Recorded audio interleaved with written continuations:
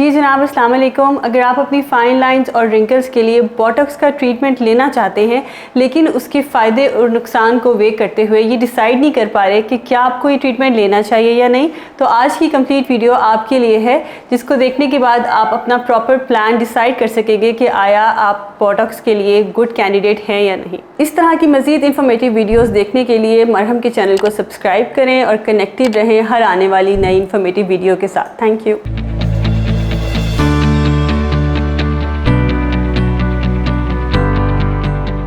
جی جناب السلام علیکم. دس از کنسلٹنٹ ڈرماٹولوجسٹ ڈاکٹر ہما سلیم. Currently I am practising at holistic care clinic DHA block Lahore.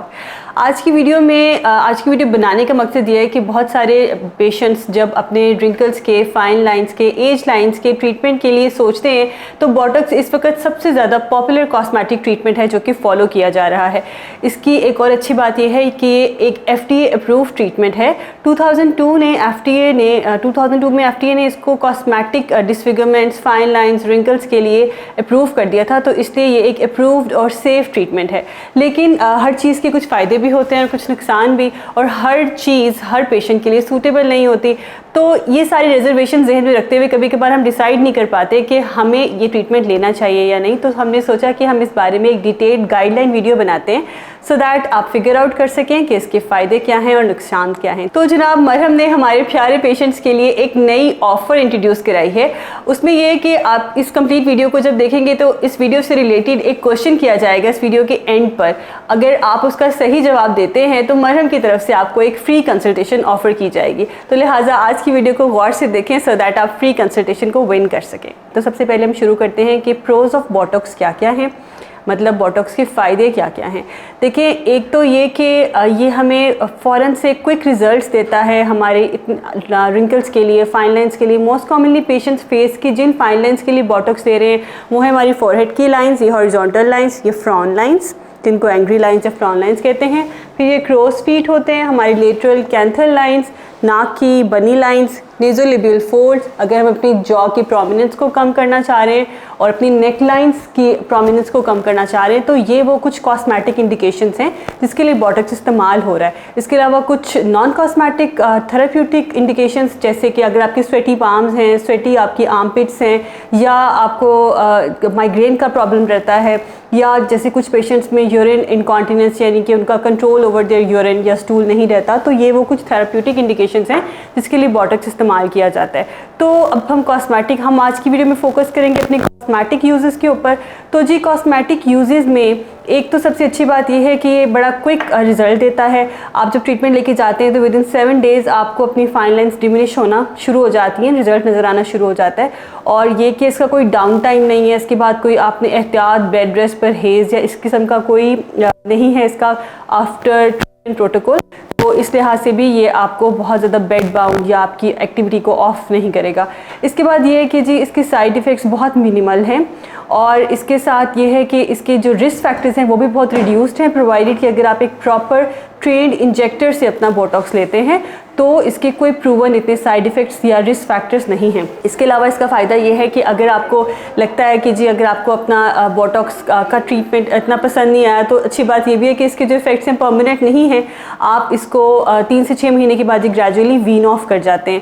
اس کے بعد ایک اچھی بات اس کی یہ ہے کہ یہ ون سائز فل آل والا ٹریٹمنٹ نہیں ہے، ایز ان کہ وی کین کسٹمائز بوٹکس، اس کے یونٹس، اس کی ڈوزز، اس کی سائٹس، ہر پیشنٹ کے حساب سے ہم اس کو ڈفرینٹلی کسٹمائز کر سکتے ہیں. کیونکہ ڈیفینیٹلی فائن لائنس کے پیرنٹس، اسکن کی تھکنیس، اسکن کا ٹیکسچر ہر پیشنٹ کا دوسرے سے ڈفرینٹ ہوتا ہے. تو لہٰذا آپ کے انجیکٹر آپ کے بوٹکس کے ٹریٹمنٹ کو آپ کی فیس، آپ کی انڈیکیشنز، آپ کی ریکوائرمنٹ، آپ کی ہوپس اور وشز کو مد نظر رکھتے ہوئے پلان کرتے ہیں. آپ کے ساتھ ایک ڈسکشن کر کے آپ ایک میوچل کنسنسس بنا کے اپنا ٹریٹمنٹ فائنلائز کرتے ہیں.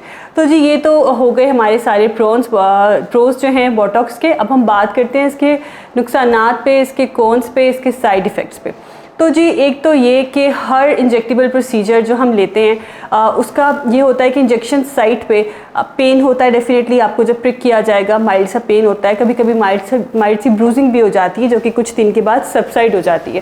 تو اور اس کے علاوہ یہ ہوتا ہے کہ جیسے کہ ہم نے بات کی کہ اگر ہمیں پسند نہیں ہے تو 3 to 6 month بعد وہ وین آف ہو جائے گا. اور یہ ساتھ ساتھ اس کا سائیڈ ایفیکٹ بھی ہے کہ وہ پرماننٹ لاسٹنگ نہیں ہے ریزلٹس. آپ کو اس کو टॉप अप कराना पड़ता है या बार बार इसके ट्रीटमेंट को लेना पड़ता है हर 6 महीने के बाद। और दूसरा ये है कि कभी कभार हम पेशेंट्स की एक ही दफ़ा कंप्लीट डोज उसको नहीं देते हम, ताकि फीचर्स बिल्कुल फ्रोज़न कभी कभार हो जाते हैं। अगर इंजेक्टर प्रॉपर नहीं होगा, ज़्यादा दे दें रिक्वायरमेंट से ज़्यादा, तो आप बिल्कुल ही आपके जो एक्सप्रेशन हैं वो मास्क लाइक हो जाएंगे, बिल्कुल आप फ्रोज़न फेस, जैसे आप स्माइल नहीं कर सकेंगे, फ्रॉन नहीं, अगर हमने बोटॉक्स को ओवरडू कर दिया।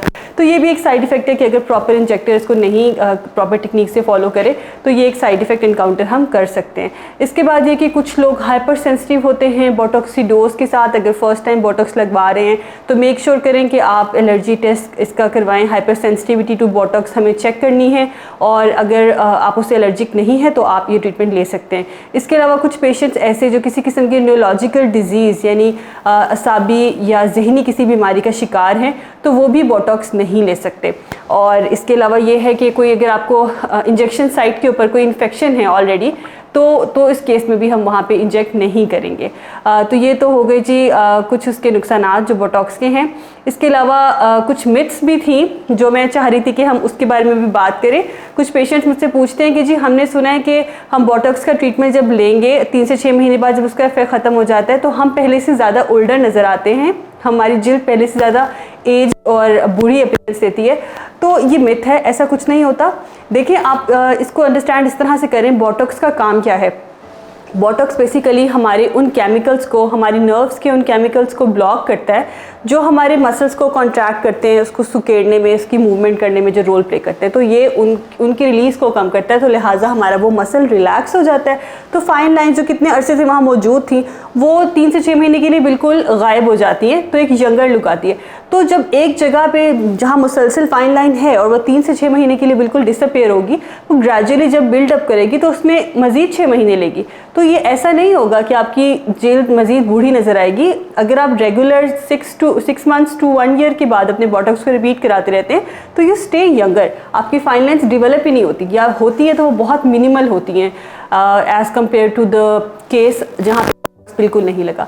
तो जनाब आते हैं मरहम की फ्री कंसल्टेशन डील की तरफ, जिसके लिए पूछा जाने वाला सवाल ये है कि बोटॉक्स ट्रीटमेंट के बाद इसका असर कितने ड्यूरेशन के लिए रहता है और उसके बाद वीन ऑफ होना शुरू हो जाता है। सही जवाब देकर आप विन कर सकते हैं मरहम की तरफ से फ्री कंसल्टेशन। इसके अलावा भी अगर आपके जहन में डेली स्किन केयर रूटीन से रिलेटेड कोई सवालात हैं तो आप कमेंट सेक्शन में हमसे पूछ सकते हैं, या आप अपने बालों के, नाखनों के, जिल्द से रिलेटेड किसी मसले के लिए मेरी रहनुमाई चाहते हैं या कोई स्टैटिक प्रोसीजर कंडक्ट करवाना चाहते हैं तो आप मरहम के प्लेटफॉर्म के थ्रू मुझसे अपॉइंटमेंट बुक करवा सकते हैं या पर्सनली मेरा क्लिनिक विजिट कर सकते हैं, which is located in defence 5 block Lahore by the name of holistic care. Thank you.